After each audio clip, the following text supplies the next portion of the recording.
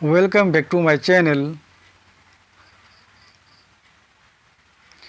অসমীয়া ব্যাকৰণক আধুনিক ৰূপ দিওঁতা প্ৰথম ব্যক্তিজন কোন আছিল? এনসাৰ হেমচন্দ্ৰ বৰুৱা। কাৰ্বি বাহাৰ প্ৰথমখন ছবিৰ নাম কি? Answer zero Singh. দূৰদৰ্শন যোগে সম্প্ৰচাৰ হোৱা প্ৰথম অসমীয়া চলচ্চিত্ৰখনৰ নাম কি? এনসাৰ বৃষ্টি। প্ৰথম অসমীয়া ৰঙীন ছবিখনৰ নাম কি? এনসাৰ ভাইটি। প্ৰথম অসমীয়া গদ্য লেখক কোন? এনসাৰ ভট্টদেৱ। মহিলা পৰিচালকে পৰিচালনা কৰা প্ৰথম অসমীয়া চলচ্চিত্ৰখনৰ নাম কি? এনসাৰ নয়নমণি। ণকমল পদক পোৱা দ্বিতীয়খন কথাছবিৰ নাম কি? এনসাৰ সাগৰলৈ বহুদূৰ।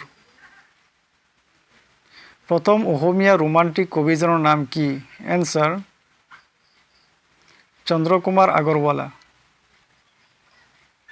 প্ৰথম অসমীয়া কথা কবিতাৰ ৰচক কোন?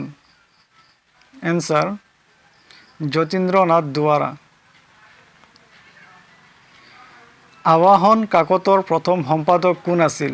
এনসাৰ দীননাথ শৰ্মা। গুৱাহাটী অনাতাঁৰ কেন্দ্ৰৰ পৰা প্ৰচাৰিত হোৱা প্ৰথম অসমীয়া নাটকখনৰ নাম কি? এনসাৰ ধৰালৈ যিদিনা নামিব সৰগ। ৰাষ্ট্ৰপতি পদক পোৱা প্ৰথমখন অসমীয়া কথাছবিৰ নাম কি?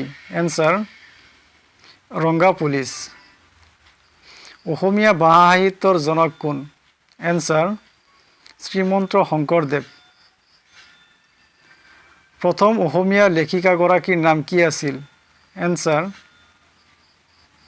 পদ্মাৱতী দেৱফুকননী। অসমৰ প্ৰথমগৰাকী মহিলা আৰক্ষী বিষয়া কোন আছিল? এনসাৰ ৰেণু দত্ত বৰফুকন। এভাৰেষ্ট শৃংগত আৰোহণ কৰিবলৈ সফল হোৱা প্ৰথমগৰাকী অসমীয়া কোন আছিল? এনসাৰ তৰুণ শইকীয়া। অসম সাহিত্য সভাৰ প্ৰথম সভাপতি কোন আছিল? এনসাৰ পদ্মনাথ গোহাঁই বৰুৱা। পদ্মশ্ৰী লাভ কৰা প্ৰথমগৰাকী অসমীয়াৰ নাম কি আছিল? এনসাৰ ডাক্তৰ মথুৰা দাস আৰু অমলপ্ৰভা দাস।